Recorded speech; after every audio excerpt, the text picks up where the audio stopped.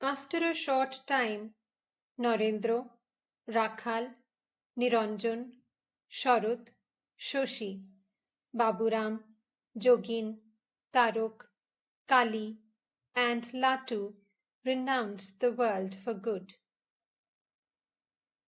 Sharada Prasanna and Subodh joined them some time later. Gangadhar, who was very much attached to Narendra, visited the mott regularly. It was he who taught the brothers the hymn sung at the evening service in the Shiva temples at Benares. He had gone to Tibet to practice austerity. Now, having returned, he lived at the monastery. Hori, who was at first only a visitor at the monastery, soon embraced the monastic life and thus completed the list of Master's Shonnashi disciples. Footnote: the monastic names of the Master's intimate disciples who renounced the world soon after his death were as follows: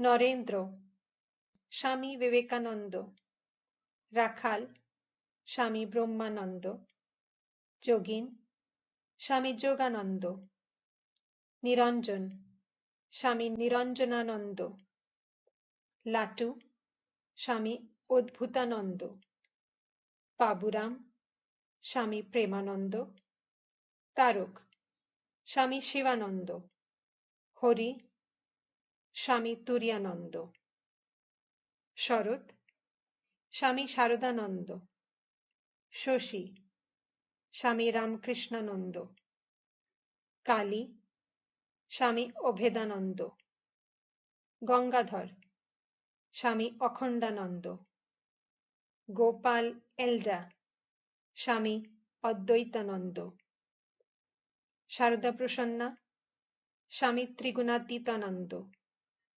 Subodh, Swami Subodhananda. Footnote ends.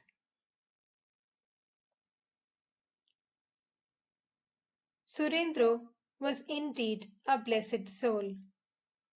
It was he who laid the foundation of the great order later associated with Sri Ramakrishna's name. His devotion and sacrifice made it possible for those earnest souls to renounce the world for the realization of God. Through him, Sri Ramakrishna made it possible for them to live in the world as embodiments of his teaching, the renunciation of woman and gold, and the realization of God. The brothers lived at the mott like orphan boys.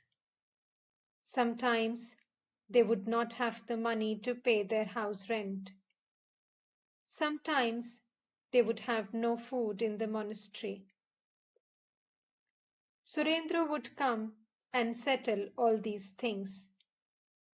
He was the big brother of the monks. Later on, when they thought of his genuine love, the members of this first mott shed tears of gratitude.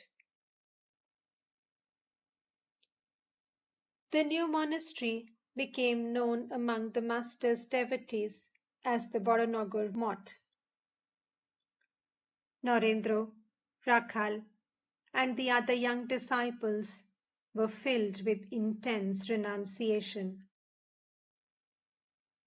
One day Rakhal's father came to the mott and asked Rakhal to return home. "Why do you take the trouble to come here?" Rakhal said to him, "I am very happy here. Please pray to God that you may forget me, and that I may forget you too." The young disciples said to each other, "We shall never return to the worldly life. The Master enjoined upon us the renunciation of woman and gold. How can we go back to our families?" Shoshi had taken charge of the daily worship in the mott. The Master's relics had been brought from Balaram's house, and Sri Ramakrishna was worshipped daily in the worship hall. Narendra supervised the household. He was the leader of the monastery. He would often tell his brother disciples,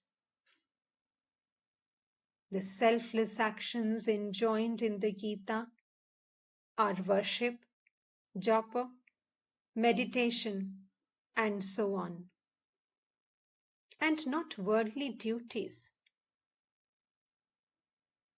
The brothers at the mott depended on him for their spiritual inspiration. He said to them, "We must practice sadhana. Otherwise, we shall not be able to realize God." He and his brother disciples, filled with an ascetic spirit, devoted themselves day and night to the practice of spiritual discipline. Their one goal in life was the realization of God. They followed to their heart's content the injunctions prescribed in the Vedas, Puranas, and Tantras for an ascetic life. They spent their time in japa and meditation and study of the scriptures. Whenever they would fail to experience the divine presence, they would feel as if they were on the rack. They would practice austerity, sometimes alone under trees, sometimes in a cremation ground, sometimes on the bank of the Ganges.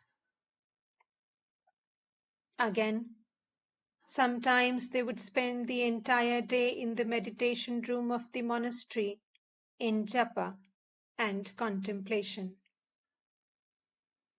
Sometimes they would gather to sing and dance in a rapture of delight.